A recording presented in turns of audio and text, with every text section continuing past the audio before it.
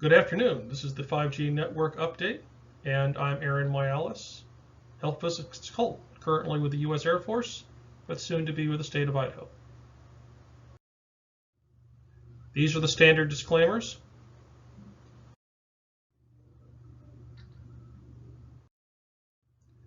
The 5G network can be broadly categorized into sub-6, which is 600 megahertz to 6 gigahertz, and millimeter wave, which is 6 gigahertz to 110 gigahertz. The problem with millimeter wave is it's blocked easily by just about anything, and it consumes a lot of energy. These are 4G antennas. They also project for 5G. But as you can see, tall, big energy use. Here's the 5G antennas, smaller as seen next to my bicycle, and unfortunately easily hacked if you're looking at cybersecurity from a pure physical aspect.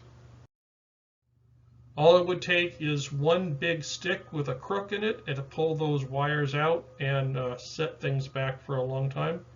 That's the reason why a lot of these are covered with a wire mesh now. 5G projects a shorter range but more devices.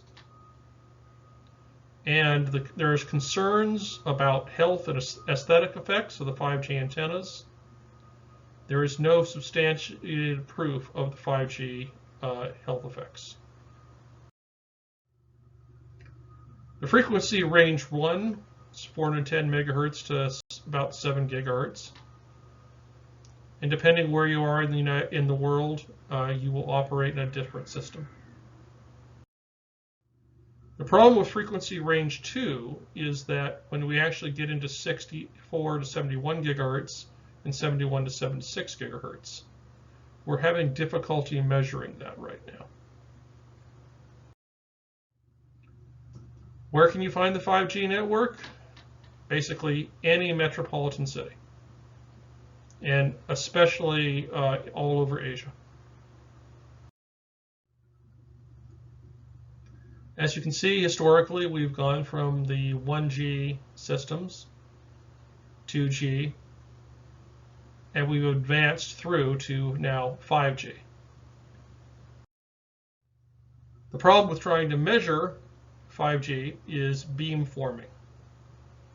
Often with cars, you'll have a moving target, multiple beams from multiple antennas. And so it's would be difficult to actually measure it. People will ask, what's my health effect from this? And the thing is, we know it's low to non-existent. What we don't know is, what is it exactly? As you can see here, one's from Qualcomm, of course, beamforming. And you're going to have multiple antennas on top of multiple buildings to get the best signal, but even then, rain, a tree in the way, even people will disrupt the signal. We're actually going from the case on the right, which is 4G, basically sub-6, to millimeter wave on the left, which is less. It does not go as far, it goes with more data though. But for someone in a rural area where I'm going to, 5G probably will never exist there just because it doesn't have the range. There's a problem with public health and the public. Public health knows it's not an impact. The public thinks it's awful but will not get rid of their 5G phones. As you can see here from the World Health Organization, we're usually interested in UV, radon, X-rays, and then EMF, and the public is interested in the reverse. And to piggyback off of this, 70% of the health physics consults we get in with the Air Force are in EMF RFR, 70%. Ionizing radiation is almost an afterthought. The reason I've thrown in Los Altos Hills here is I'm actually from Los Altos. It's in the middle of the Silicon Valley. The average education is a master's degree in the sciences. And it's a very wealthy area. And yet they still had 5G network protests. If we can't convince them to do 5G, there's a problem. course, there's public concerns in all over Europe. Of course, we've seen the burning masks in England. And there's a lot of concern, but not much data showing that the concern is valid. This, of course, is the obligatory slide for the comedy. But as you can see, as the cancer incidence is increased, the cell phone users have increased as well. But correlation and causation, in this case, in this cartoon, it's possible that cancer creates cell phones instead of vice versa. The IEEE runs the C95.1 standards, and this is what looks at the EMF spectrum and what the effect is. The big issue we had is trying to get people to understand that there is a threshold, and the threshold is the averaging time. If you don't use a threshold, everything falls apart. A threshold means that there's enough energy absorbed that it's dissipated by the body. Here's an example from IEEE C95.1 2019. As you can see, the thresholds. If we take all the previous C95.1 standards, 2019 is for civilians, 2014, IEEE C95.1-2345, 2014, is for military. 2005 has been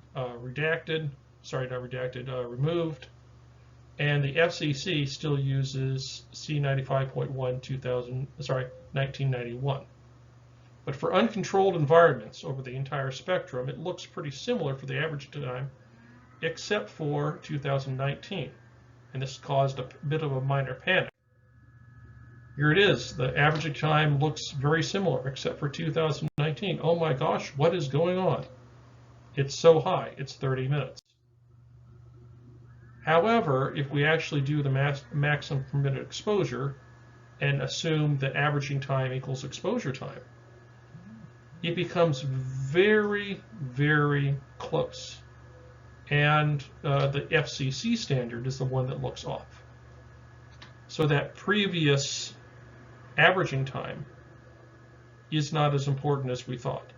It's actually calculated in there nicely.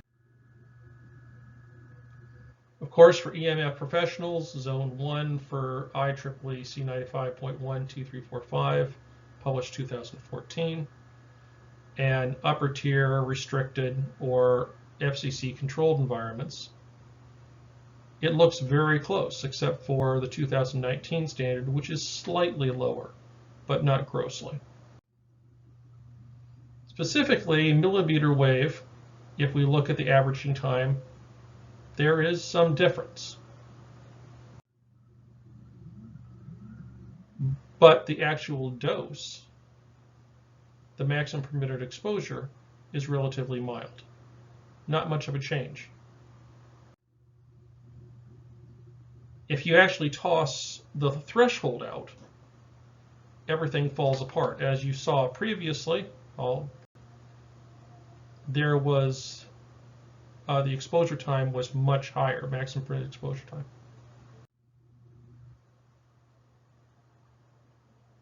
Once again, the averaging time for a millimeter wave, much higher for IEEE C95.1 2019.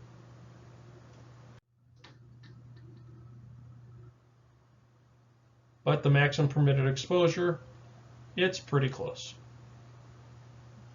if you have a threshold. If you don't have a threshold, everything goes straight to HPS. And I'll call that a technical term, HPS. C95.1-2345 2014 is for military workplaces. It is a I found it to be an exceptionally well rationalized and easy to read document. I bought it before I found out it was for free. Then you have zone 0, zone 1, and zone 2, zone 3. Zone 0 and zone 1 are what we focus on. Zone 1 is for professionals. Zone 0 is for everybody else. But if you're holding a 5G cell phone in zone 0 and you are in a military area, you're under IEEE C95.1-2345-2014. If you hold the same cell phone in a non-military area, you're IEEE C95.1-2019. That's the big difference. Zone 0, as I said, unrestricted. Zone 1, restricted. Zone 2, this is usually a bit of a crisis for restricted experts only. And Zone 3 is realistically no access.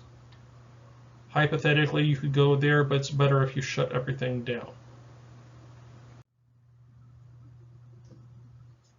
Here's the 2345 standard. As you can see there, the blue is the sub 6, and the orange is the millimeter wave.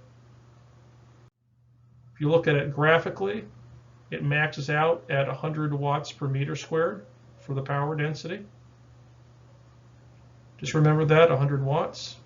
Starts out at 2. Here we are for the professionals. Looks like a little tighter, easier to use.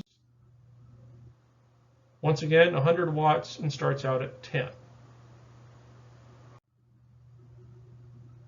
Excessive heating is the primary concern. And believe it or not, the more fat you have, the better you are at this. So unfortunately for EMF RFR, getting fat is suggested. It's not for the rest of it though. Human skin, the largest organ, it dissipates the most heat. So tall, big people tend to do better. Mostly recently published, the IEEE C95.1 2019 standard is really quite amazing, very well written. Of course, electrostimulation at the lower frequencies and heating at the higher. And of course, there's risks as well as benefits. If you're exposed, at best, you might get a warm ambient environment. There might be electromagnetic interference if you're wearing a pacemaker or something. The table is much easier to use than the previous IEEE C95.1 standards. It's clear, averaging time is exactly 30 every time, and the calculation for power density is very straightforward. And I don't have to worry about the difference between sub 6 and millimeter wave as much. Here we are on the graph. So instead of maxing out at 100 watts per meter squared as we did with the 2345 military standard, this maxes out at 10. Once again, averaging time is set at 30. Power density is much easier to calculate. And it maxes out at 50. As I said, fat layer result in the appearance of significant temperature gradient. So fat, in this case, is good. They've treated many diseases with it, and they also notice pain reduction. They even consider it similar to endogenous opioids, which is interesting. But it has to be more than 100 watts per meter squared. So this is well beyond what you'd actually get on a cell phone. They even had a case of decreasing the leukemia cell line. There's no evidence of human cancer or other disease endpoints. It has been used to treat medical conditions. Millimeter wave has been used to treat medical conditions. Are there any questions on that material? And of course, this is what it's really going to be used for.